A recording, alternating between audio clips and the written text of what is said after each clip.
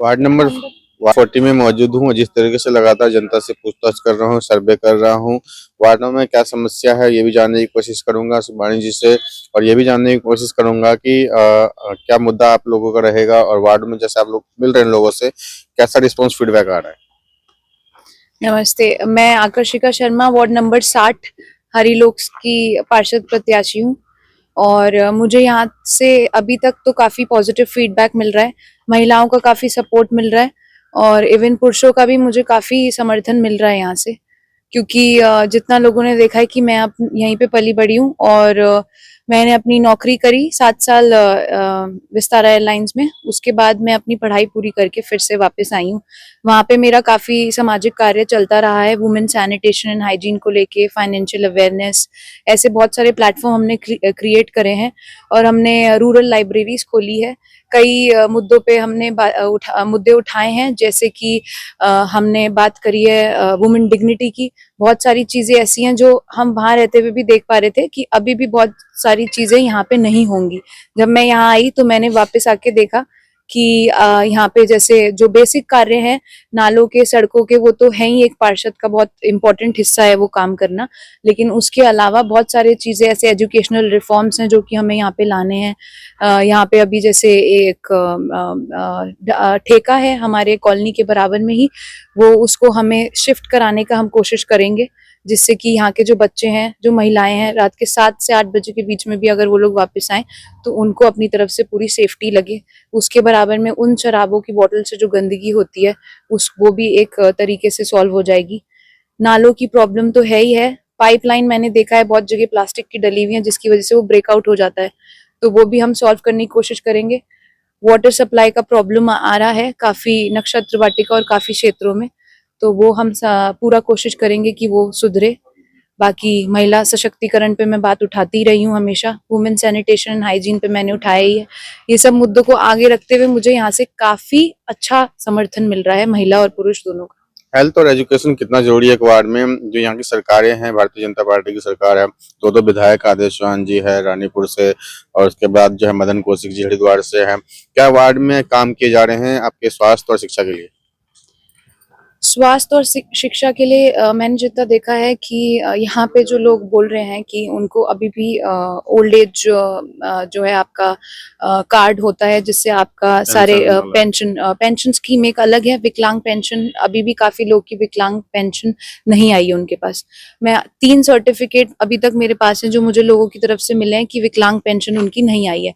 उसके अलावा जो लोग पढ़ाई लिखाई की अगर हम बात करें तो 12वीं के बाद लोगों को ये उम्मीद होती है कि उन्हें यहाँ से 51,000 के जो रुपए मिलता है आगे की पढ़ाई के लिए, वो उन्हें इसलिए नहीं मिल पाया है क्योंकि उनको ये कोई अभी तक उनको ये गाइडेंस नहीं मिली है कि उन्हें आगे पढ़ेंगे, बोनाफाइड सर्टिफिकेट आएगा, जब आगे कॉलेज में एडमिशन लेंगे तब वो उनको 51,000 रुपए मिलेगा।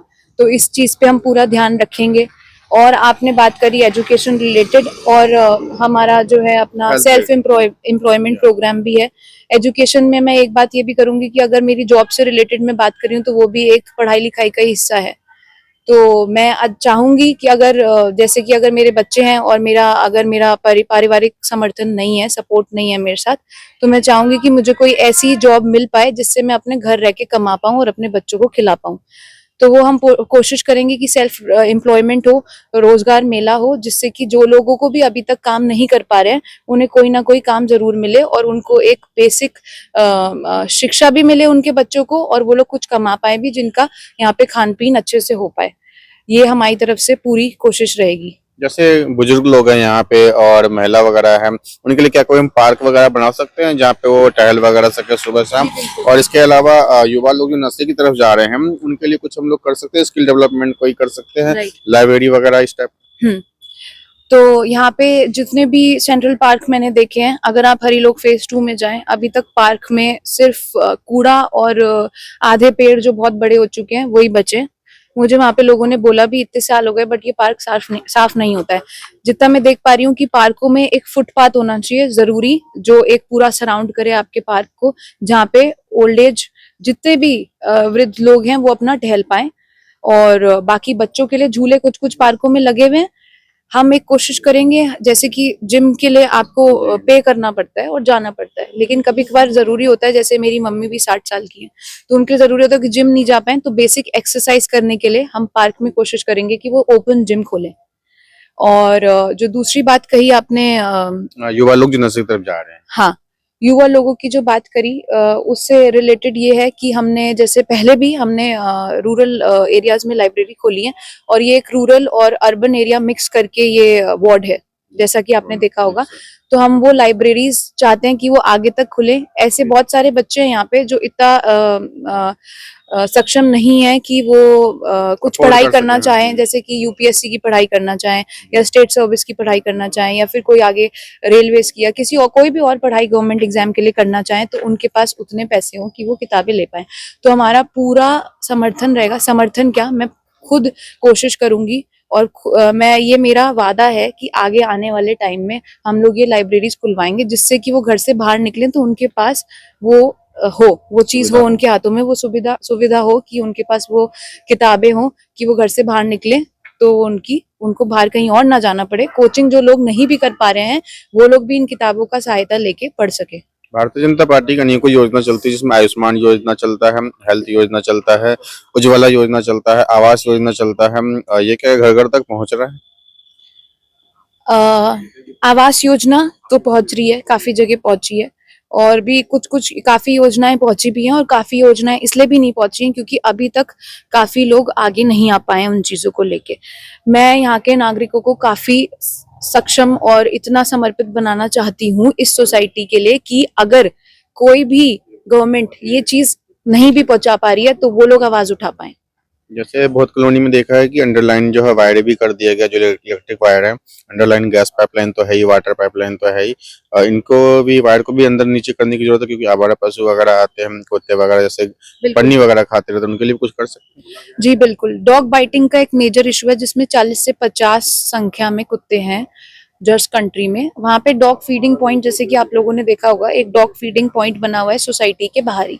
लेकिन अगर आप यहाँ से जाएंगे भी तो आप ये चीज देखेंगे कि वहां पे एक भी खाने का दाना नहीं है, ना ही वहां पे कोई कुत्ता है, क्योंकि सारे सोसाइटी के कुत्ते सोसाइटी के अंदर हैं।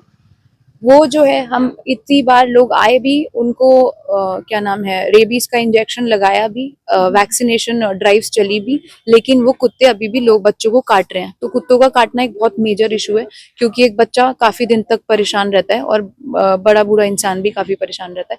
तो हमारी पूरी कोशिश रहेगी, और मैं शायद अभी से शुरू कर रही हूँ, मैंने कर ही दिया है, कि वो कुत्तों की जो वो संख्या है वो कम हो जाए, मेजरली वो वाले कुत्ते जो काटते हैं। कोविड में देखा था, बहुत लोग परेशान थे, किसी तरीके से आपने मदद हेल्प करी थी लोगों को? जी हाँ, बिल्कुल।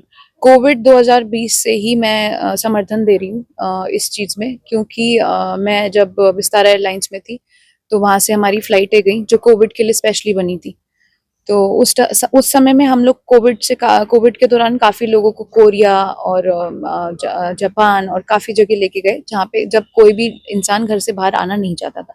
दूसरी चीज़, हमने राशन का कैंपेन चलाया, जिसमें हमने 55 दिनों तक राशन दिया है लोगों को फ्री में, और उससे कोई भी हमारा फायदा नहीं था। सिर्फ ये था कि लोगों के घर तक राशन समाज पहुंचना सेवा। चाहिए, क्योंकि राशन की दुकानें बंद हो गई थी। और बहुत सारे, जैसे कि आप देखते हैं कि दिल्ली जैसी जगहों में काफी अभी स्टोर खुल चुके हैं जो घर तक डिलीवरी करते हैं, बट उसमें भी कुछ डिलीवरी बॉयज को इतना दिक्कत होती है, क्योंकि वो भी हमारी तरह कोविड में काम कर रहे थे, तो उनको भी इन्फेक्शन बढ़ सकता था। तो इसीलिए हमने सोचा कि हम अपनी खुद ड्राइव चलाएं, जहां तक वो चीज नहीं जा पा रही है, जहां तक कोई प्राइवेट कंपनी नहीं पहुंच पा रही है, वहां तक हम आम जनता के लोग जाएं और लोगों को राशन दें। ये हमने चलाया था। सैनिटेशन वाला मैंने फिर से कैंपेन उसी टाइम चलाया था, क्योंकि उस टाइम पे आपको पता ही चला होगा कि सैनिटाइजर का बहुत उठा था उस टाइम पे लोग, और मेडिकल स्टोर पे भी सैनिटाइजर बहुत तेजी से बिक रहे थे। तो सैनिटाइजेशन एंड हाइजीन का कैंपेन मैंने मेजरली तभी स्टार्ट करा था। हमारा एक प्रोजेक्ट था, पॉजिटिव प्रोजेक्ट।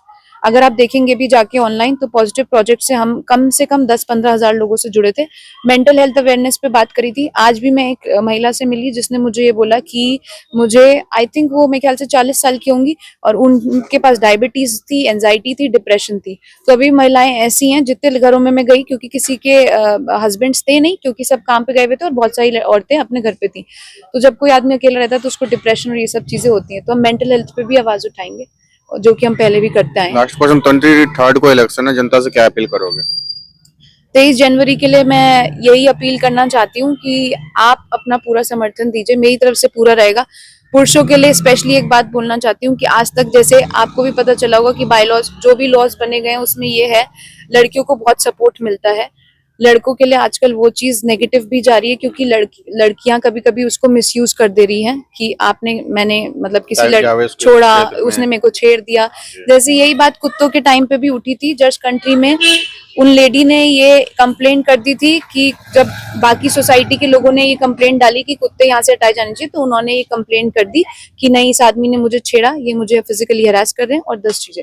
इसके आगे पुलिस भी, शासन भी कुछ नहीं कर पाता है, क्योंकि ये बहुत बड़ी कंप्लेंट में आती है। तो इस तरफ से मैं आपका पूरा समर्थन दूंगी, क्योंकि मेरे साथ जितना मुझे अभी तक लगा है 100 से ज्यादा संख्या औरतों की जुड़ जाएगी जब ऐसा कुछ आगे आएगा पुरुषों के लिए। तो महिलाओं की तो आवाज हम उठाएंगे ही आगे। तो 23 जनवरी के लिए मेरा यही रिक्वेस्ट है सबसे कि प्लीज आइए, समर्थन दीजिए, वोट करिए, आशीर्वाद दीजिए। आपको